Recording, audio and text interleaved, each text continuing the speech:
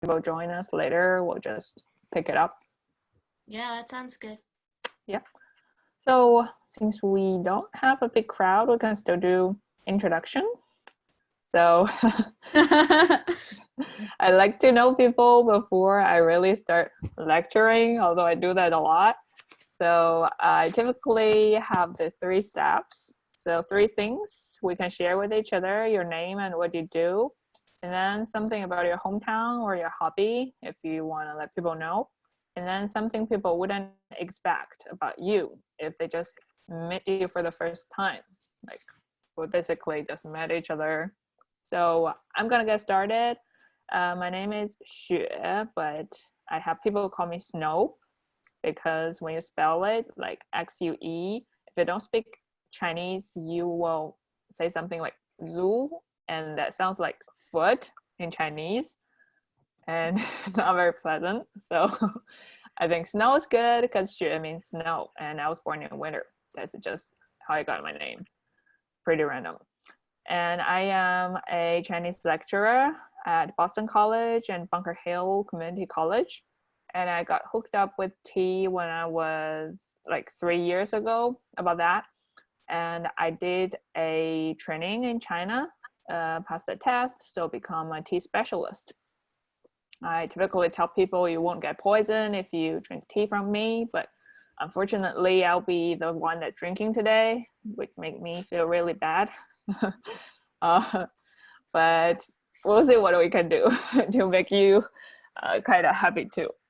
My hometown, I'm from Baoding, is a small city, about 40 minutes high-speed railway away from Beijing.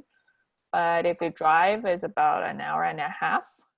My hobby, I like to make tea, obviously, and I like to cook. So quarantine time is like a cooking time for me. I think I've already made like tiramisu, like Chinese meat pie. I just made pita bread this noon. It's really relieving, like the process of pita bread that kind of rise. So I kind of like it. um, Other hobby, I like to exercise, mostly because I feel like obliged to do it. And something you probably won't expect is that I'm not good at math. Most people think, oh, you look Chinese, you're good at math, which I'm not. And I don't really like dumplings that much, which is not very Chinese. Yep. Yeah. Ellie, do you want to go next? Yeah, I'm Thanks. I'm Allie. I'm the community manager at Culture House. So Culture House, we're a nonprofit and we do pop up community spaces and vacant storefronts, and I do all the people half. So I do a lot of the organizing of the programming and community engagement and partnerships and stuff like that. I'm from Reading, Massachusetts, which isn't exciting, but it does have a Jordan's Furniture in it. I don't know if you guys have ever been to Jordan's Furniture, I've but heard of it.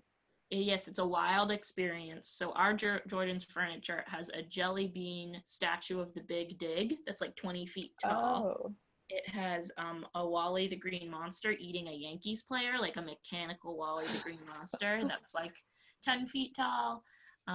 It has a trapeze and a water show. So if you ever come to Reading, the only thing to do is to go to Jordan's Furniture.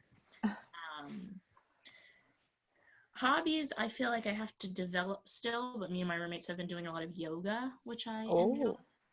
oh. Um, Something people wouldn't expect about me if they met you for the first time. Oh, that's hard.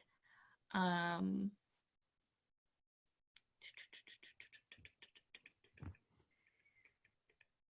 this isn't that it's just something that people don't expect about. I have 3 little sisters, so I have always grown up around people, and I have never had my own room until now when I have my own room in my apartment.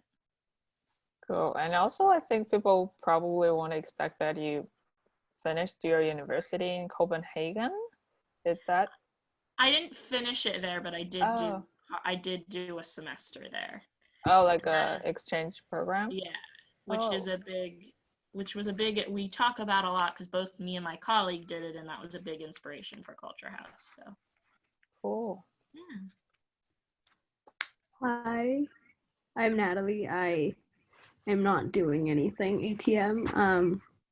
I was working at Pavement and then I was switching to George Howell and I was supposed to start like this Monday, but then the market closed Yeah. last Sunday. So I haven't started and I'm basically at home, which is in my opinion much safer. Yeah. And Definitely. I'm from Hong Kong. Um, so I Yeah, I read Chinese too, so yay. Oh, Okay. cool.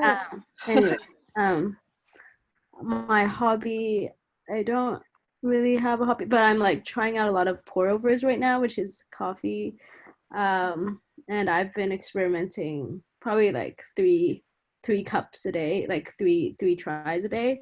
Oh, And and yeah, trying out new stuff and then something people would expect. I don't know. I I'm a film studies major, but I hate watching films. oh, that's a myth. It's like a mysterious fact. But why did you do that major? You want to make good movies. Because I thought like film is like an easy entrance to learn about a lot of different things, Hmm. um, but it's not necessarily always enjoyable, if that makes sense. Yeah, Yeah. cool. Well, thank you for the self-introduction part, and I think probably starting from now, you're gonna have to listen to me a lot, but feel free to interrupt me if you have any questions. So today we're gonna talk about green tea and white tea. I put these two together because they're really similar and is spring. So Chinese people really drink tea according to the season and the day of the time of a day. Like in the morning, you want more exciting ones like green tea, white tea, which are on the raw side of the spectrum that kind of wake you up. And in the afternoon or in the evening, you probably want something darker and thicker and doesn't interrupt your sleep. Same thing as the season. Like in the spring, you want more exciting ones, and in winter, you want to drink some darker ones. So I believe that's the sequence. And today we're gonna cover three parts. I'm gonna introduce some basics of tea, and then I'm gonna show you some pictures and the way of making green tea and white tea. And then I have to say it's really not the best part because I'm gonna make tea and drink it myself. You're gonna see me drinking tea. But at the very end, I'll give you some question time so you can give me a test. The basics I want to cover first is a story about tea. So if you read Chinese characters, which Natalie might be able to read this one and this one, they all are actually the character of tea. It's pronounced as cha in Mandarin. So cha is a plant. The top part here and the top part here, you can see the grass. They're trying just to draw some grass. And the bottom part here and here is like the branch, the wood. And initially it was considered as a medicine. The story is related to this guy. So this guy is not real. His name is Shen Nong. You can see that his belly here is kind of green. So the story goes as Shen Nong has a transparent belly. So you can see all his intestines and organs inside. And once he eat, you could see the process of digesting. So if he ate something that is poisonous, his stomach can become black. If he's having a good time, it's like green or yellow or other pleasant color. And there was one day that Shenong actually ate a lot of poisonous stuff and he's about to die. Before he died, he kind of grabbed some tea leaves and just chew it, and his stomach started to become clear. So obviously this is not true, but people think tea is a thing that can solve a lot of like poisonous stuff. So it wasn't really for pleasure or recreation at the time. So when we're talking about tea, basically we have 6 different categories. And how do we distinguish them? Like, how do I know which type of tea is what? Most people think probably according to the color, like the last line, you can see the color is really different. But scientifically speaking, we look at the degree of fermentation. The green tea and white tea, the reason that I say they're like relatives, good friends, because they have similar degrees of fermentation. Very, very, very low compared with black tea or dark tea, which could up to 100%. So they lower the degree of fermentation, the more likely that the more it looks like just leaves, just plants. You can see from the picture, these are the dry leaves, and these are the dry leaves of the ones that kind of fermented. I mean, it makes sense, right? They just wither and looks like not that pleasant anymore, but here it's still very green.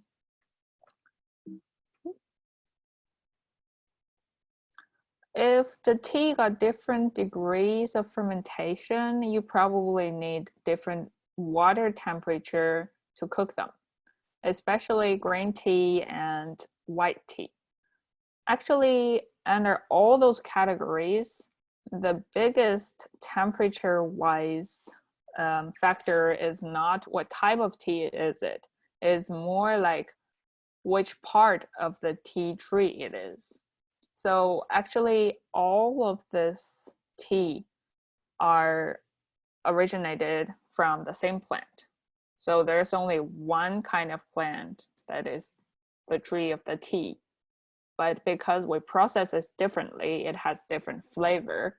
And you plant this tree in different areas. The soil have different bacteria in it, have different nutritions in it, so the tea tastes different.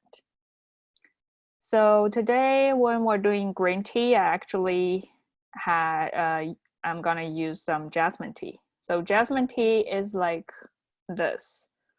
Say, I don't have a child, but say I have a child. I'm Chinese and my husband is Jewish. Do you call this kid like Chinese or Jewish?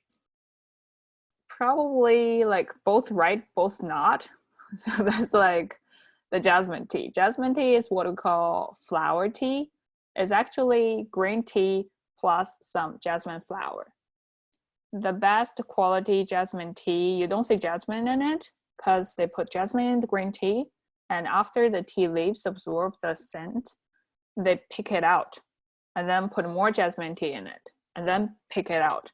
But they're both pretty small, so they take a lot of effort. My one, I can show you a little, probably is not the best quality ones because you can see some jasmine, oops. There's some jasmine flower in it, but I think it tastes pretty good. When I'm looking for tea, I'm gonna introduce this in a bit. I'm not really looking for the most expensive ones because I don't have money. I try to find a balance between quality and price. And white tea, I also have 2 types here with me. This one, it used to be like the big, we call it, how do we call it? Maybe a piece of tea. It looks like a pizza, kind of compressed it. So you know these are not the most expensive tea because the more expensive the tea is, typically the more fragile it is. You can't really press it into a pizza shape tea. And the other one is the loose leaves. Doesn't mean that is more expensive. More like this. So you can see I need a darker background maybe. So this one and the one that I showed you before, they're both white tea.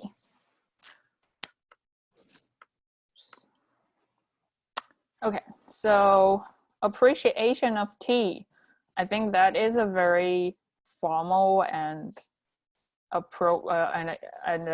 very serious way of saying this. I think the question can be also known as, how do I know I'm not just paying for something that is shitty? Or how do I know if my money's gotta be rewarded? So there are 4 things you want to think about.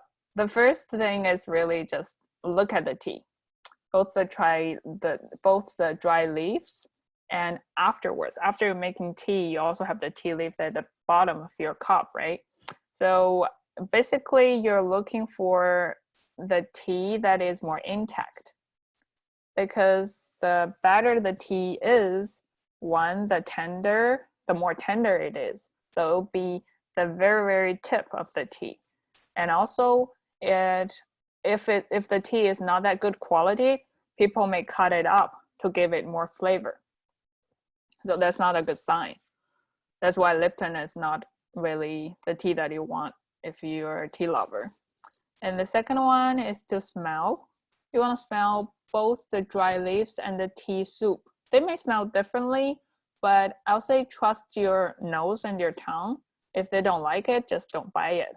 If they have unpleasant smell there must be something wrong. And taste is actually use 3 of your organs, like your tongue, your mouth, and your nose.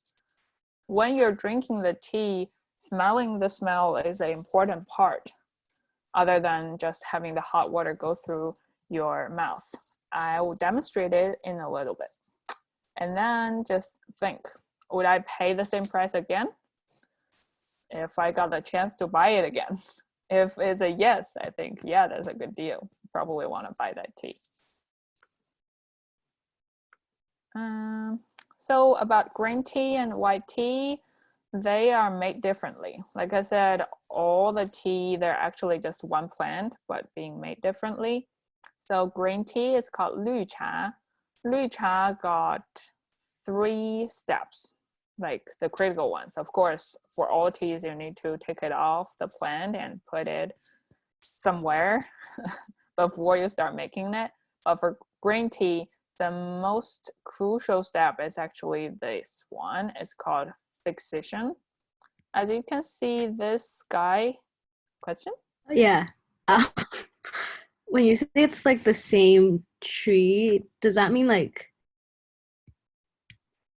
they're all so the only difference is like the place that it grows? I mean, let me see. So the difference is like you have orange planted in California, and you also have orange planted in, I don't know, Puerto Rico, but they're all oranges. It's not the difference like orange and mandarin. If it's orange, okay. it's orange. I hope that helped. Yes. Okay, yeah. Sorry. Probably Okay, I'll use that example next time. Thank you. Do you have questions about fixation too, or it's just the tea tree part? not fixation yet. Oh, I don't know what it is. So fixation is actually a very general word. It pretty much just means to kill the tea leaves, because they're plants. If you just put it there, they might start to ferment. They might start to have other bacteria going in. So you basically want to kill them. By killing them, you have a lot of ways. Like this guy, he's using a big hot pot and put the tea leaves in it, and he'll literally use his hands because he can feel how killed the leaves are. Want to make sure it's not overkilled. Make the tea leaves actually dry a bit, but you can also like steam it. It also kills the tea. In that case, the tea leaves gonna be greener just because they got more water in it. And after fixation, you're gonna roll them. By rolling, I mean put them on, typically if you're doing it with hand, is a bamboo sheet.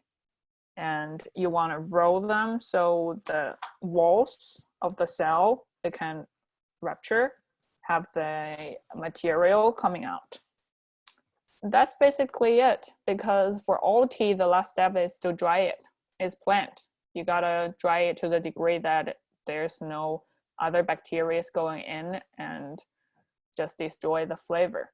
So right now, really, most of the tea that we bought, they use machine. This ones and this ones are really not that common anymore because of the, price reason.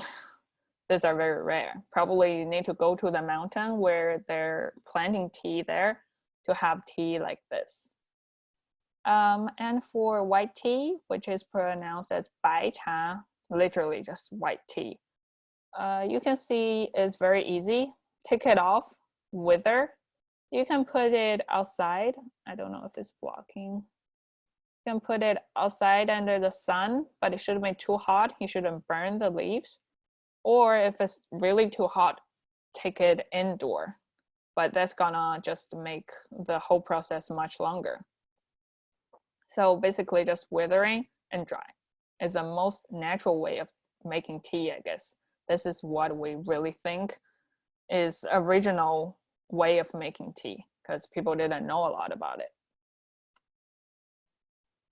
Now I have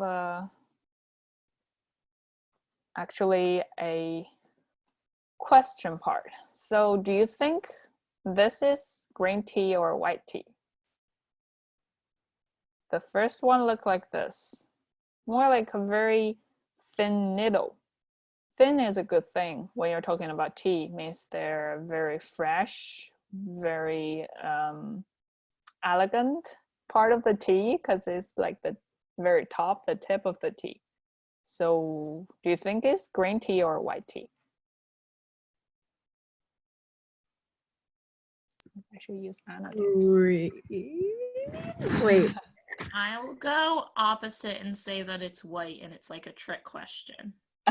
So this one? Yeah. It's green tea. Ugh. So actually this tea is called a the annotation doesn't really, oh yeah. I have this problem. Every time I use annotation, I couldn't find my mouse. It just gone. Oh God. So when we're talking about this tea, it's called 恩施玉露. It's a tea that when they're doing the fixation, they steam it. They kind of steam to kill the tea. So it's kind of like a darkish green, but it's pretty special. Cool. What about the second one? If we go from left to right, the second one, the big one, really long. Is it green tea or white tea? Green tea. Green tea. Green tea again. This one is called 太平猴魁. 猴魁 means like the monkey's head. I don't know why, because it doesn't look like monkey's head to me. Probably is from the mountain that they have a lot of monkeys there. So just the monkey's tea. This is a very special green tea. I have to stop this annotate. Okay. I'll say I had once in my life. It's kind of like an expensive type of tea, but is a little bit more bitter than other types, probably because it's really big. And the third one is green tea or white tea, if you go from left to right. White? I think you don't have to be here. No, I actually don't. I guess like if it just looks a little bit drier and more fermented, it's white. Oh, yeah, that makes sense. But are they like the same part of the plant, or the same part of what? Like, do they belong to the same part of the plant? Oh, actually, this is a good question. I can how do I get out of the annotation? Because I can't really move anything right now. This happens last time too. So the first one, the 恩是语录 that we're looking at, and if you look just one spot under the 恩是语录, the first one, you can see these two are actually the same part of the T, is the very tip. But the second one, the monkey one, and the third one that we see, they're actually a little bit less than the tip. So taken off the tip. Although they might process differently.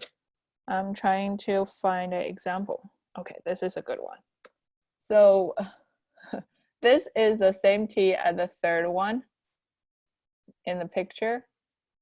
It's called 白牡丹. Mudan is, I think I know the word. Is it called penguin or something? I don't know. So people think it looks like a flower. So this is actually the tip. If you just take the tip, is a fourth type of tea. And take off the tip is actually the third one. So you can see this one is more expensive than this one because you have less of this. But you can have a lot of this. But sometimes they just mix a little bit. So the third one is really the white tea. You can see that it's very loose. Oh, I think I'm back. Great.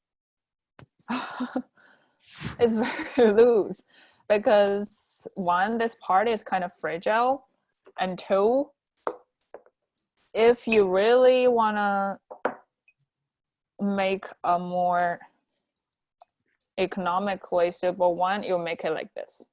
So you have three parts for this type of white tea. You have the needle, like the fourth one, and then you have the flowery part, and this is what we call, maybe you'll call the worst of its type, but people really value it as a medicine more than this most precious one.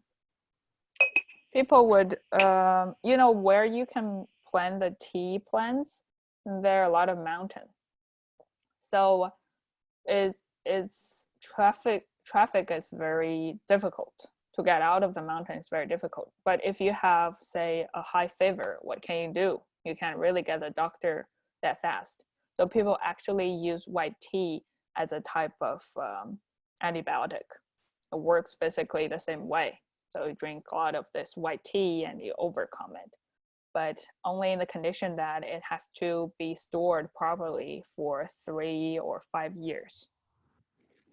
So I'm drinking this, the last type every day. I used to have ulcers all over. I don't know why, but after drinking it, it's getting better. So I just keep doing it. So I've already given you the answer of the fourth one. The third one and fourth one, they're all white tea, but different part.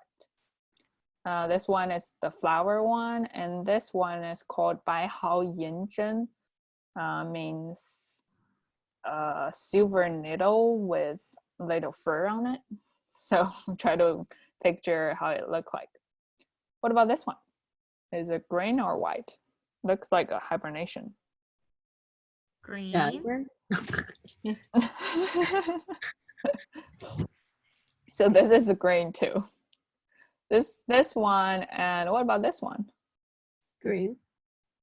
Yeah, Is that these the tip? two probably are the ones that are most well-known green tea if you drink it. The last one is Longjing. It's I'll say the most authentic. If you say green tea, people probably will serve you this one. And this one is actually pretty famous in China. I don't know about here, but this one is more flowery. These two are pretty flowery. And this one tastes like, it's hard to describe. Have you guys used oil to cook the beans? Like you put beans in oil, the smell like that. Very interesting. Yeah. So about making tea, I want to show some videos. because people don't really make tea all the same. About 1,300 years ago, people still boil to make the tea. It's quite complicated. You'll see in a bit. I have a video. And they add a lot of stuff like salt, pepper, like onion, a green onion actually, like ginger. Doesn't sound that appetizing. There is an artistic way of showing it. I need to get rid of this. Never mind.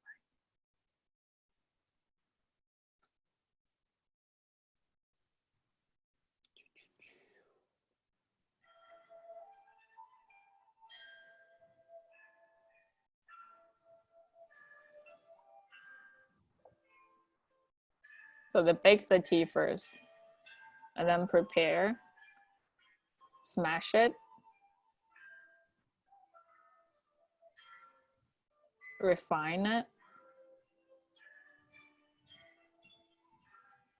more. Oh, they put some salt in the water.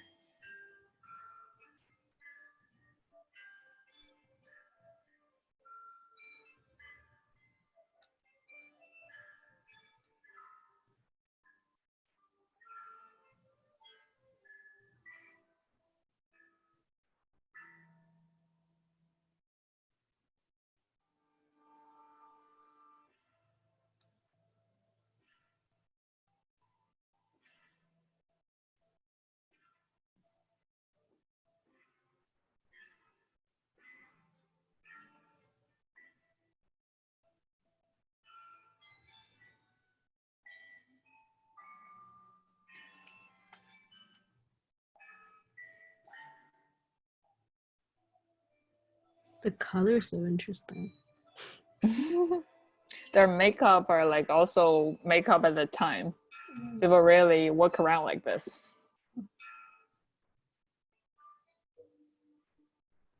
So you need 1, 2, 3, 4, 5 people to make it. I think that's why drinking tea is like a rich people's thing. I mean, if you need 5 people to make it, probably you need to hire them first. So at the time, it's more like an activity of communicating, like social. Mostly are men that are drinking tea. And then 300 years later, people start to make it a little bit easier, not that complicated, and they're focusing on green tea at the time. This is a way of gamble. I'll explain it in a bit. There's a video. I think they speak Cantonese in this one.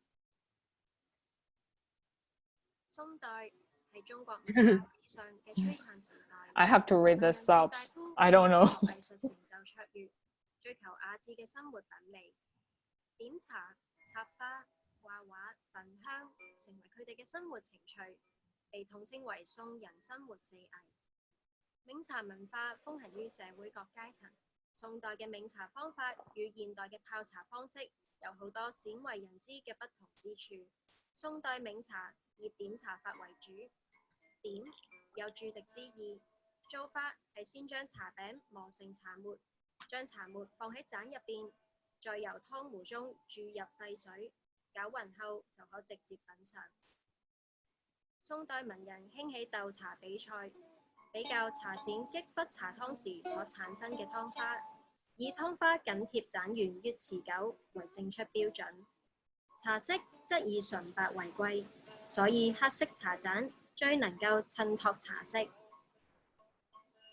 堅窯出產嘅茶盞擁有金黑有色，厚重嘅胚胎能保持茶溫而唔燙手。宋代生活器物造型簡約，反映宋人素雅內斂嘅美學精髓，並且適用於現代家居。佳士得透過古今。So this is an ad, but this is the best I could find to show this. So I think this is interesting. As you can see, it feels a lot like the way the Japanese tea art. So this is actually the time that this sort of skill traveled to Japan and started to share this sort of method But the more I look at it, the more I feel like it's like whisking the egg. So when you're trying to make cake, but you don't have a blender, that's what you do. The way that they gamble, I think they introduced it, is just see how thick the foam you can make. The thicker, the sturdier the foam is, the better it is. So a lot of people really lose their land, lose their house because of gambling. So people can gamble over anything. And nowadays, we're using the method that we've been doing for about 500 years so far, is to brew the tea. Is really easier than whisking because, you know, take a lot of effort. And I have a video.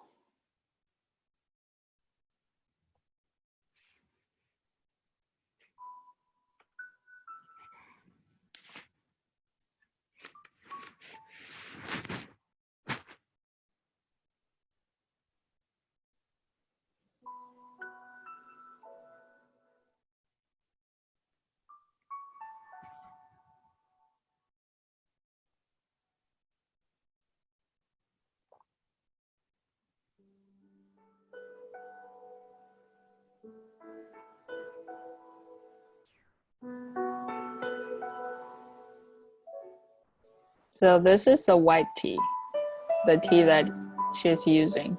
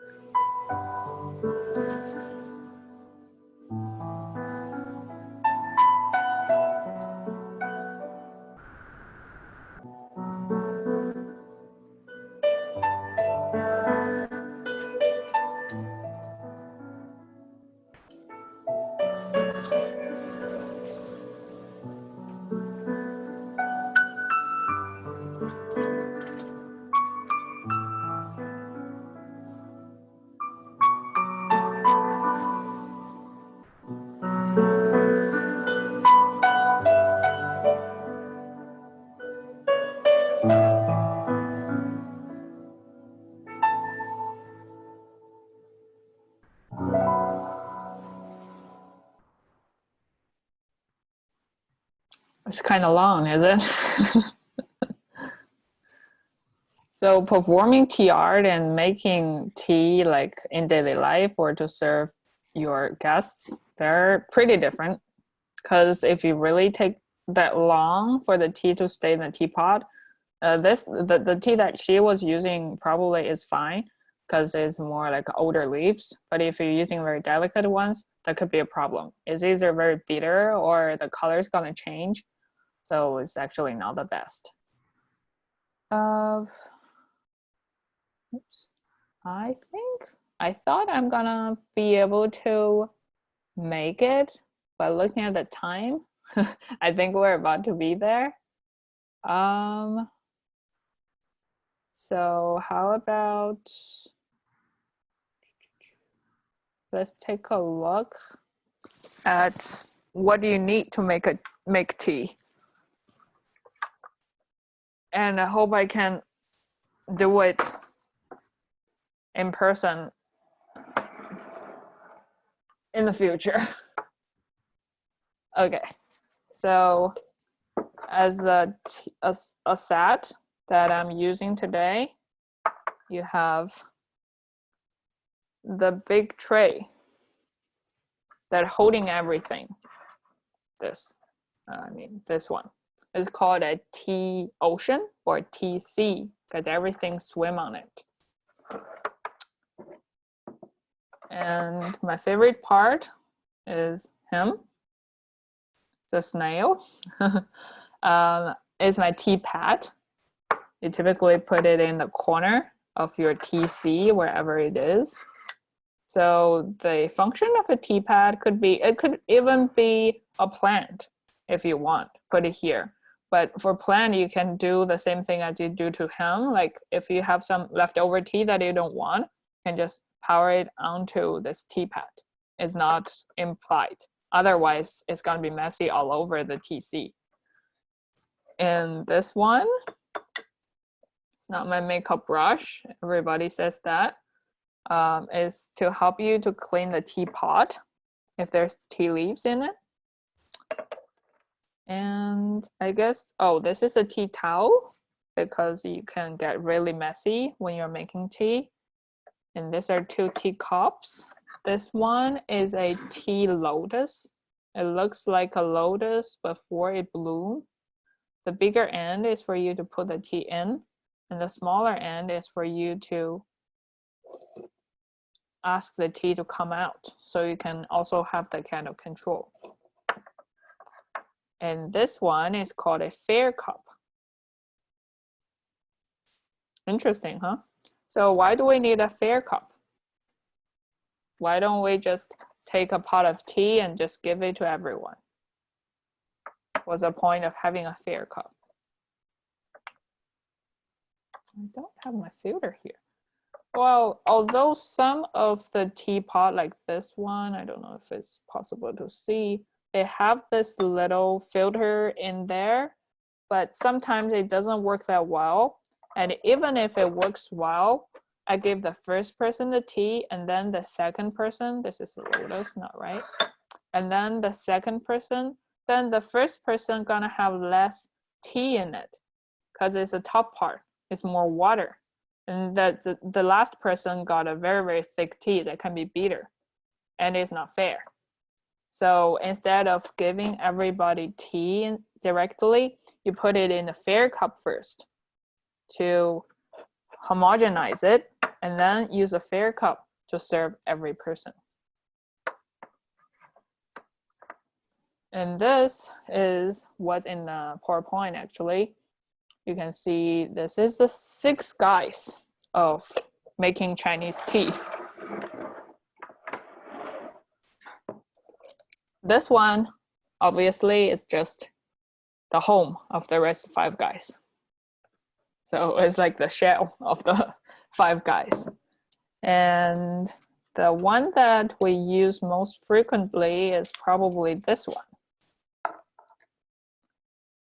This one is called a tea key. So what it does is when you're taking tea from a deep jar, you don't want to use your finger. And even if you use your finger, you may lose some. So you kind of tilt this. This is not really the best illustration, but you can take out your tea in this way. So help you to take the tea. And the next one probably will be this one. I just showed with the lotus. If you want to put tea in the pot, you don't want to use your finger. So we're going to use this one. So this one is called a tea choose. This one got to decide who's going to go to the pot and who's not. And the next one that I would use more frequently is this one, the very long needle part. It helps you to clean the teapot. If something's blocking here, I can just put this one in because my finger couldn't go in. And this one, I don't use it a lot because most of my cups are really big. This is like the last one that a girl in the video was using to serve people tea, like take it out. But if it's very big and very heavy, you're probably gonna lose it on the way. So I don't really use it that often. And the last one is like this one. It's actually for the teapot. Some of the pot got really, really small hole here. So if you put this one on, that could actually expand it. But in this case, it's gonna be the opposite because the hole is big enough. Sorry. So the tea can go in from this hole.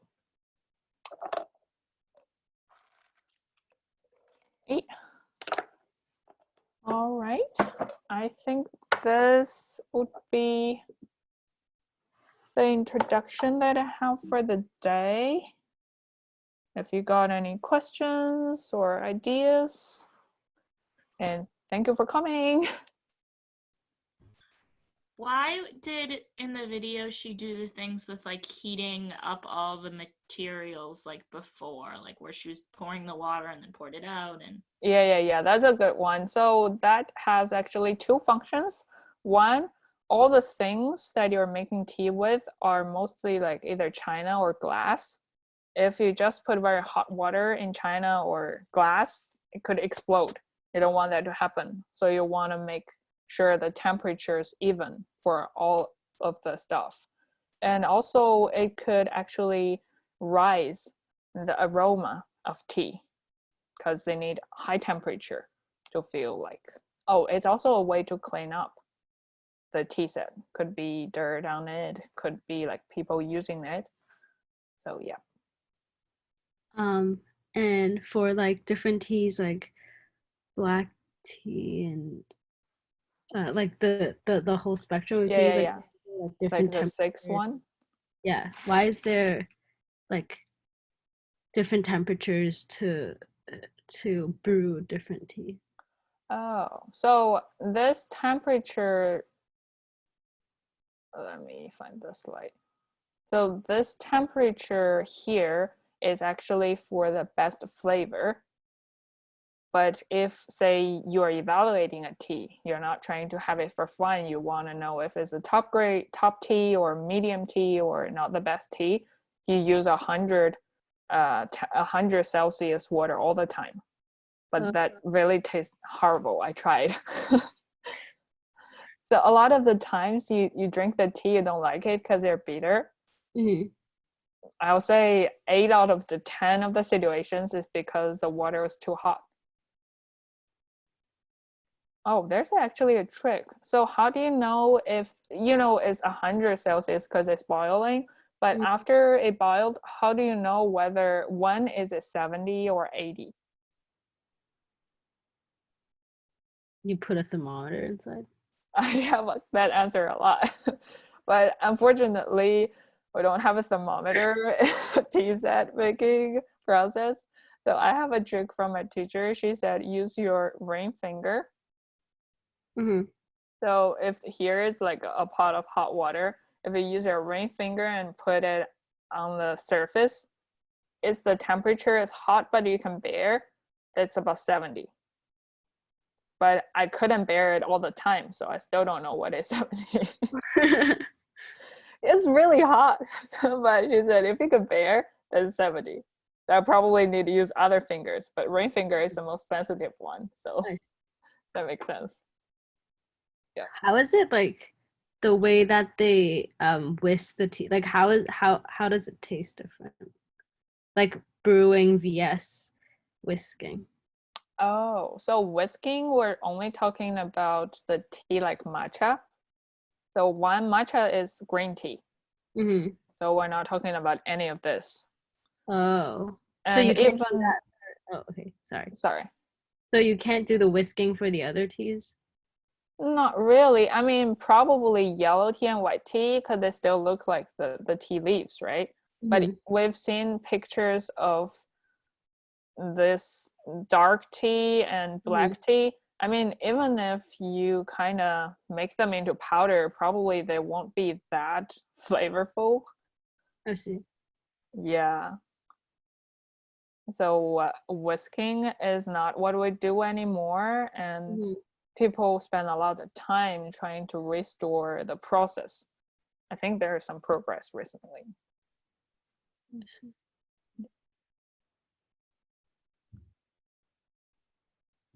Thank you. That was very informative. Yeah, thank you. Thank you for coming. Yay. We made it. Cool. I think